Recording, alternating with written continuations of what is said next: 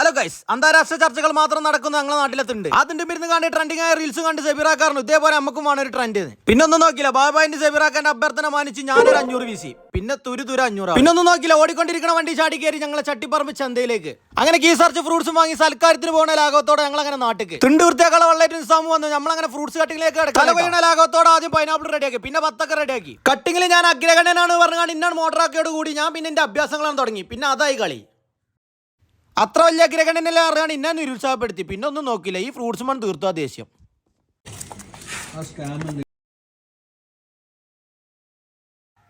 ഇതുവരെ കട്ട് ചെയ്ത് എർപ്പാക്കിന്റെ കൂലി ഇനത്തിൽ ഞാനൊരു പൈനാപ്പിളിന്റെ പീസും ബത്തക്കന്റെ പീസും എടുത്ത് അറഞ്ചു വിഭവങ്ങൾ റെഡി ആയതോടുകൂടി സെബിറാക്ക റീൽസിലുള്ള പരിപാടികൾ തുടങ്ങിയിട്ടുണ്ട്. തിണ്ടുമരുന്ന് കണ്ട് നട്ടപ്പാതിരക്കുള്ള പ്ലാൻ ആയതുകൊണ്ട് തന്നെ മസാല അടിച്ചാനൊന്നും സമയം കിട്ടിയില്ല. പിന്നെ നമ്മൾ അച്ചാർ ഇഷ്ടമാണ് അഡ്ജസ്റ്റ് ചെയ്തു. അങ്ങനെ മിക്സ് കഴിഞ്ഞപ്പോൾ നമ്മളെ പുറം തള്ളപ്പെട്ടിട്ടുണ്ട് കേട്ടോ. പിന്നെ ഒരു വിധത്തിൽ കാലിന്റെ അടി കൂടി ഒക്കെ ഒളിച്ചും ഭാഗത്തും ചെന്ന് നമ്മളങ്ങനെ ഒരു പീസ് റാഞ്ചി. എന്താണെന്നറിയില്ല, ചങ്ങായിമാരെല്ലാരും കൂടി ഇങ്ങനെ വട്ടം കൂടി ഇരുന്ന് കാണും കച്ചിട്ട് വാരി തിന്നുന്ന സുഖം ഉണ്ടല്ലോ, അതൊരു വേറെ വൈബ് തന്നെ. അത് എവിടുന്നും കിട്ടൂല കേട്ടോ. പിന്നെ ഈ തിന്നുന്ന സാധനങ്ങളൊന്നും ദുനിയാവിൽ കിട്ടാത്ത സാധനങ്ങളായിട്ടല്ല, പക്ഷെ ഇങ്ങനെ കിട്ടുന്ന അനുഭൂതി ഉണ്ടല്ലോ, അത് ഒന്നൊന്നര അനുഭൂതി തന്നെയാണ്.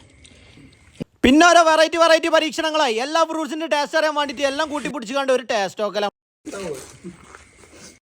എരു ബാലൻസ് ആക്കാൻ വേണ്ടിയിട്ട് പൗത്ത മാങ്ങന്റെ പീസുകൾ വാരി കൂട്ടിയപ്പോഴാണ് പറഞ്ഞത് മാങ്ങ മാത്രം തിന്നുന്നവർക്ക് ഫൈൻ ഉണ്ട് എന്ന്. പിന്നെ ഒന്നും നോക്കില്ല, അതാണ് വാരി തൊള്ളി കിട്ടും. അത് ഇതൊക്കെ കണ്ടിട്ട് എനിക്കെന്നെ വായിൽ തൊള്ളം വരും. നിങ്ങൾക്കാർക്കും മിയാ ഒന്നും പറയാം. ഞങ്ങളെ നാട്ടിലെ ചങ്ങായിമാരും കൂട്ടിക്കാണ്ട് ഇങ്ങനെ ഒരു പരിപാടി സെറ്റാക്കി നോക്കി.